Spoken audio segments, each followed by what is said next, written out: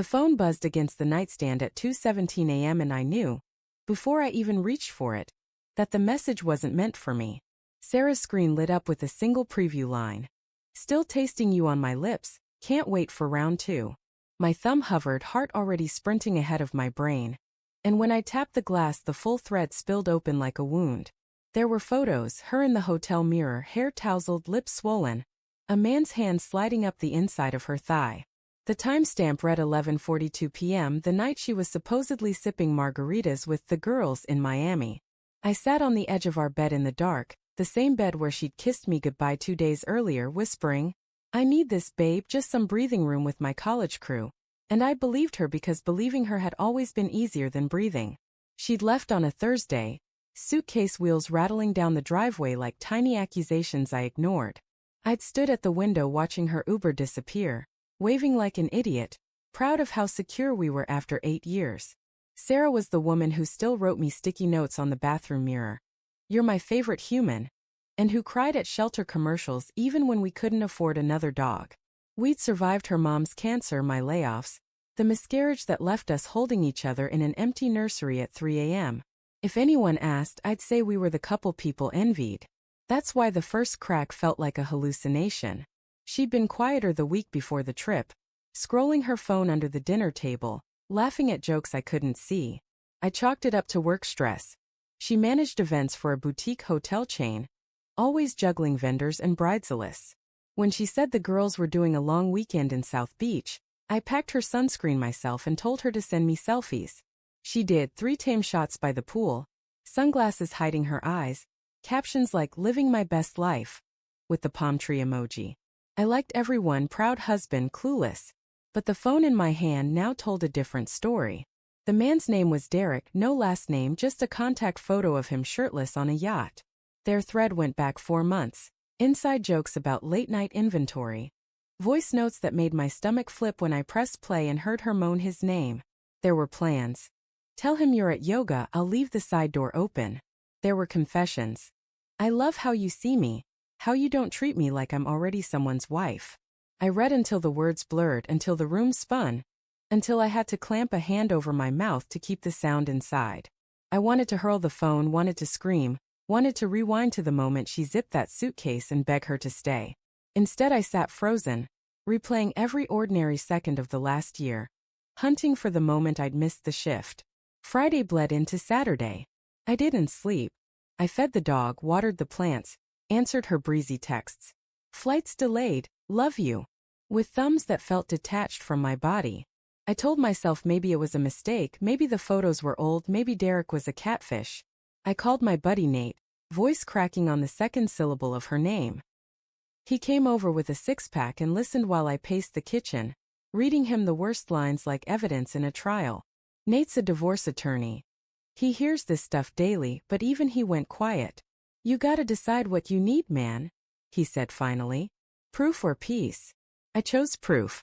I cloned her cloud account to my laptop, something I'd learned back when we thought identity theft was our biggest threat, and watched the folder populate with videos I never wanted to see. Sarah on a hotel balcony, laughing as Derek filmed her dancing in lingerie I'd bought her for our anniversary. Sarah whispering, "I've never felt this alive," while my wedding ring caught the light on her finger.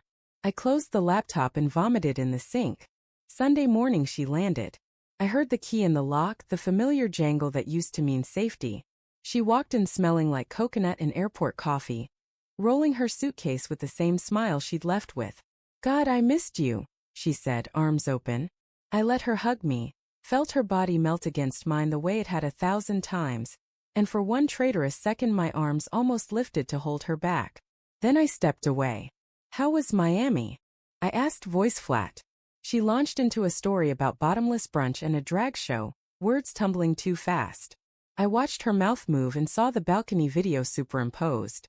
When she paused to kick off her sandals, I said, "Show me the photos." She blinked. "What?" "Your camera roll." "All of them." Her tan faded 2 shades. She fumbled for excuses. "Battery died, wrong phone, girls have the good ones."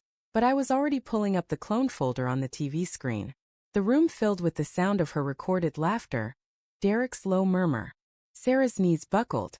She sank onto the couch, hands pressed to her mouth like she could shove the truth back in. I didn't yell. I wanted to shatter every glass in the cabinet, but the words came out quiet, lethal. For months, Sarah. For months of lying to my face while I packed your damn sunscreen. She cried. Ugly, snotty sobs that would have broken me 6 months ago. She said his name like it hurt her throat. Derek was the hotel's new photographer. Charming, separated, made her feel 25 again. She swore it was just escape, just sex, that she loved me, that she'd end it. I got scared, she whispered. We turned into roommates who pay a mortgage. You stopped looking at me like I was magic. I laughed, a sound like gravel. I looked at you every morning when you stole the covers. I looked at you when you cried over ovulation tests. I looked at you and saw my whole life. She had no answer for that. We sat in the wreckage for hours. She begged me to fight for us, listed therapy, date nights, anything. I asked the questions that clawed my insides. Did she say my name when she came? Did she think of our house when she was in his? She answered some, dodged others, cried harder. At dusk she fell asleep on the couch, exhausted from truth. I watched her chest rise and fall and felt a grief so wide it swallowed the room. This was the woman who knew how I took my coffee, who sang off-key to our wedding song in the shower, who once drove 3 hours to bring me soup when I had the flu. She was still in there. But so was the stranger who'd moaned another man's name on a balcony in Miami. I didn't kick her out that night. I couldn't. Instead, I carried her suitcase to the guest room, laid her favorite pillow on the bed, and locked our bedroom door for the first time in 8 years. Monday I called in sick, drove to the beach alone, and sat in the sand until the tide soaked my jeans. I thought about burning the photos, deleting the videos, pretending none of it happened. I thought about forgiveness and whether love could cauterize a wound this deep. I thought about the version of Sarah who'd promised forever and the version who'd whispered, "I've never felt this alive," to someone else. Both were real. That was the worst part. Tuesday she left for her sister's. She packed light, eyes swollen, asking if I'd call. I said I didn't know. She touched my cheek, fingers trembling, and for a second I leaned into it, muscle memory, before pulling away. The door closed softer than I expected. The house echoed. I walked from room to room, touching surfaces we'd chosen together. The kitchen island where we'd danced to old R&B. The couch where we'd binge-watched every season of The Office. The bed where we'd made plans for kids we never had. Every corner held a ghost of us laughing. I hated how much I missed her already. Weeks blurred. Nate checked in, brought beer, didn't push. I ran until my lungs burned, worked late, adopted a rescue mutt just to have something that needed me. Sarah texted apologies, then memories, then silence. One night I found her wedding dress in the back of the closet, still in the garment bag. I unzipped it, pressed the lace to my face, and cried like a child. I wasn't crying for the dress. I was crying for the man who believed promises were unbreakable. I never took her back. Some bridges burn so clean you can't even see the ashes. But I kept the dog, renamed him Scout, taught him to fetch on the same beach where I'd sat soaked and raging. Sometimes I catch couples holding hands and feel a pang. Not jealousy, just recognition of how fragile the thread is. Sarah moved to Seattle 6 months later. I saw the announcement on a mutual friend's story. She looked thinner, eyes older. I hope she found whatever she was chasing. I hope it keeps her warm on the nights she remembers my name. Trust isn't a gift you give once. It's a garden you water every ordinary day. And I learned too late that neglect looks a lot like routine. I still flinch when phones buzz at 2 a.m. I still check camera rolls when I date, which isn't often. But I also wake up to Scout's cold nose and the quiet knowledge that I survived the unsurvivable. Love can be a liar, but so can fear, and the only truth I carry now is this. The heart that breaks open can still beat. It just beats scarred, wiser, and careful with its wonder.